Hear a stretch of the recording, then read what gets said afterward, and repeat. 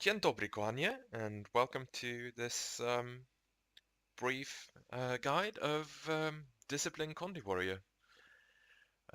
It's not going to be super in-depth, it's not going to be super try-hard or anything, but it should give you an idea of some basic guidelines to follow in the rotation, bit of knowledge in terms of what the traits do and what kind of impact they have, and also um, some stuff in regards to benchmarking, and yeah, pretty much that. So yeah, let's get started. Looking at traits, some of them you will recognize, some of them you won't.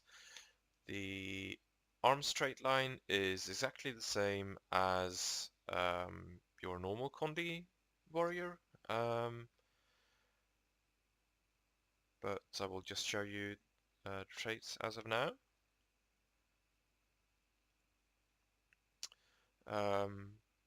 Berserker is mostly the same. You still have King of Fire, you still have Heat the Soul. The main difference between Discipline and Tactics is that in Tactics you would run Last Blaze, but in Discipline you run Smash Brawler instead, which gives you a reduced cooldown on entering Berserk. And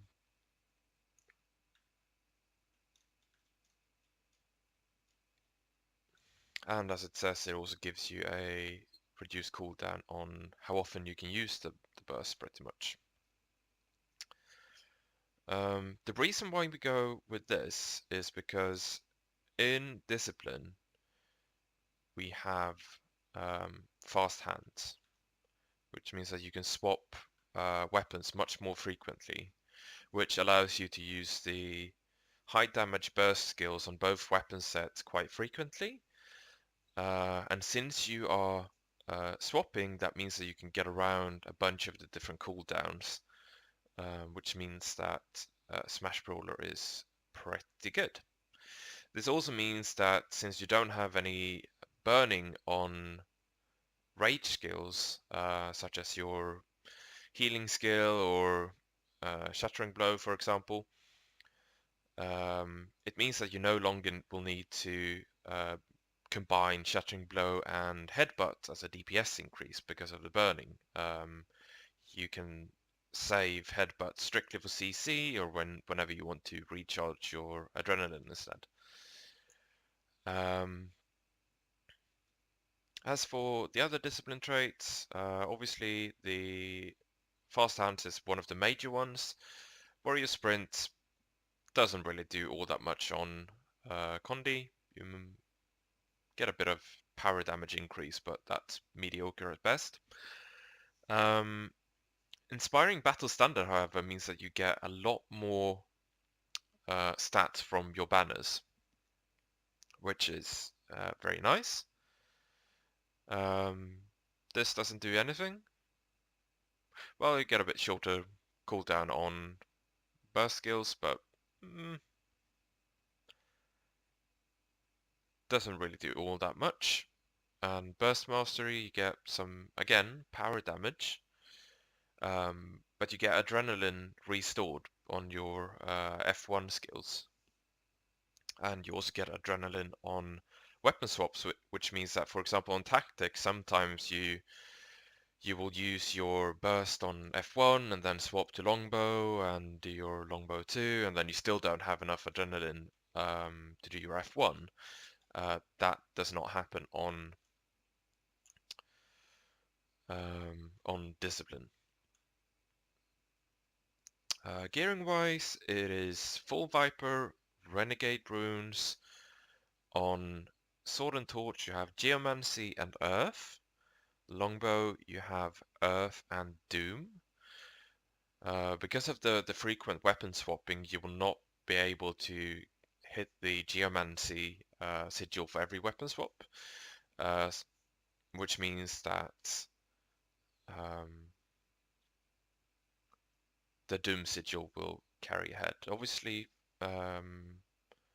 For tactics, you will use Earth and Geomancy on both weapon sets. In terms of infusions, should you bother with that?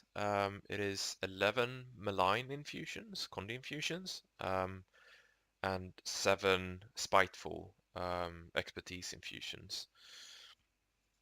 Food-wise,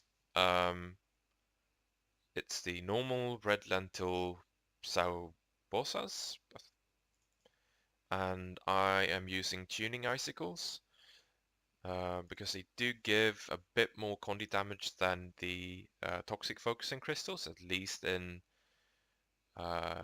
this current setup. You can use either way. The tuning icicles are like a tenth of the price, so and the difference even currently is like 10 Condi damage, so regardless of your choice, it won't really have much of an impact. Rotation-wise, there are a bunch of different guidelines and a bunch of stuff that is on the Golem that will need either some very fast fingers or some weapon stowing and all kinds of funny stuff. Basically on the Golem or in the benchmark, first of all, Goku is using EA, which you will never ever have on a Discipline Warrior, since there is no other warrior in your subgroup and you don't bring EA on Discipline. So that's one thing.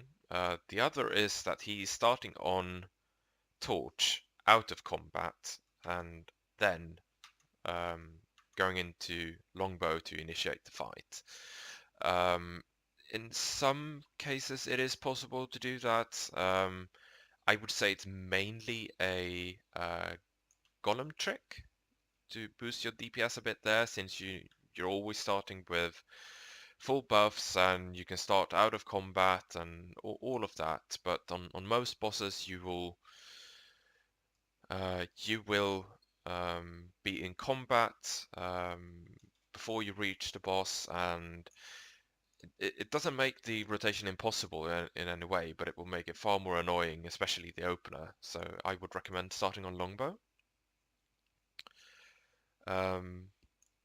As for the rotation, I will show it, so don't worry about that. In general, what to keep in mind is that the normal F1 on Longbow, and especially so after the latest balance patch, is actually stronger than the one in Berserk. So we kind of want to maximize our uptime of the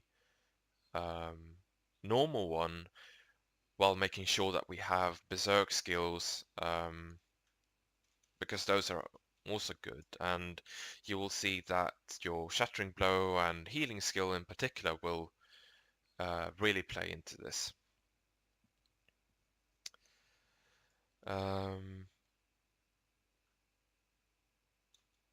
Generally, what I try to do on Longbow is to prioritize Longbow 2 and the F1 skill, obviously Longbow 5 as well, but your timing on the Longbow 5 doesn't really have a huge impact on the final DPS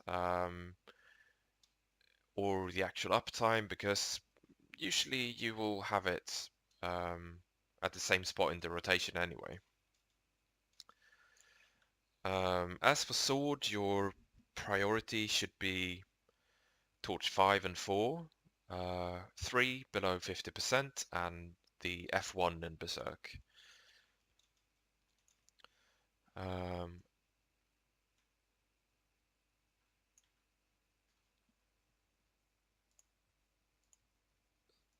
So let's give like a basic idea of the rotation.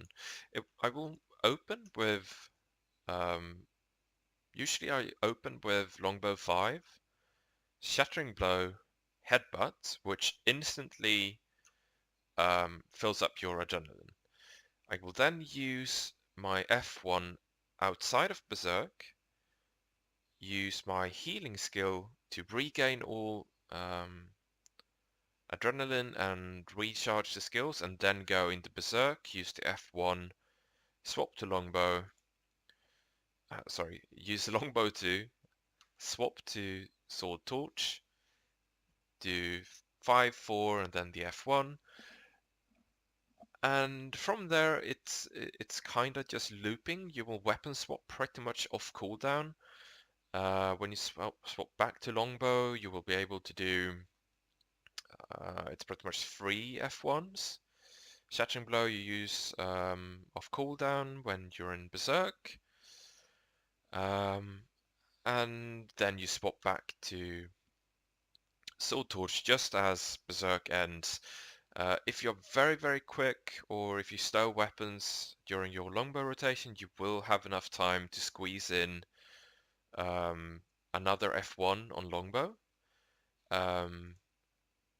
I generally don't have that speed, so for this case I will just leave it out.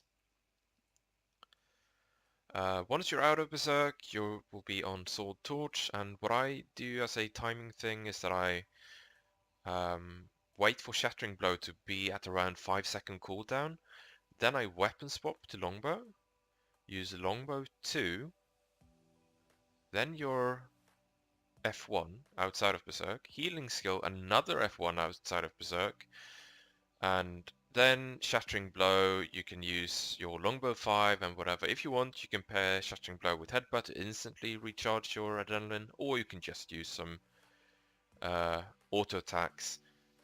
And from there, it's kind of just repeating itself.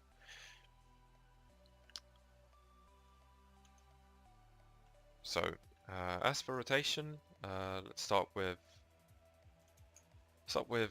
Longbow 5, Shattering Blow Headbutt, F1, healing into Berserk, and weapon swap.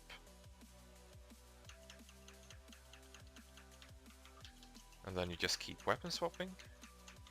I delay my Shattering Blow a bit to not waste time of the F1, and then back to sword. And I will wait for Torch 5, weapon swap, F1, F1, and recharge adrenaline. And from here it's just gonna keep going like this, just looping pretty much.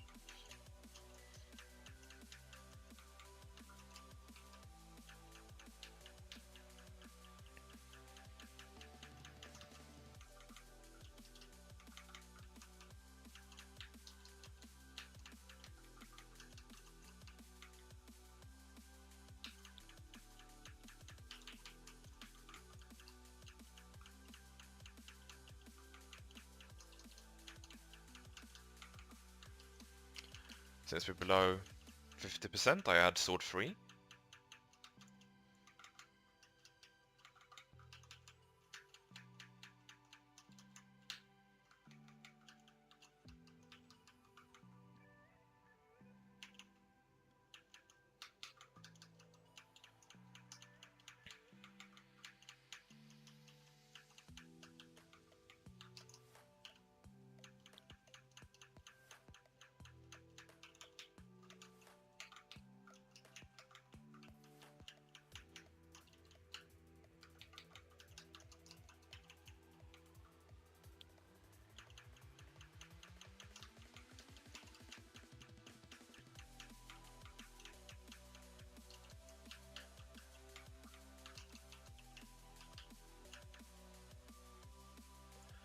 And that's pretty much the rotation. So in this case I end up on 32 something. I think the benchmark is around 34, which is, well, it's a bit different timings. You get, he does the F1 on sword as well and has some additional buffs, but this is generally like the rotation that I try to follow. I don't do anything else special with it really. If you want to be fancy and try your luck, you can always use your Longbow 4 as a filler into a 5 field. If you get a burning tick, it is stronger than the auto attack. If you don't, then it's weaker than an auto attack. Whether I use it or not depends quite a bit. On some bosses I use it because there shouldn't be a lot more fields than fire. For others I don't really use it. You can generally just leave it out.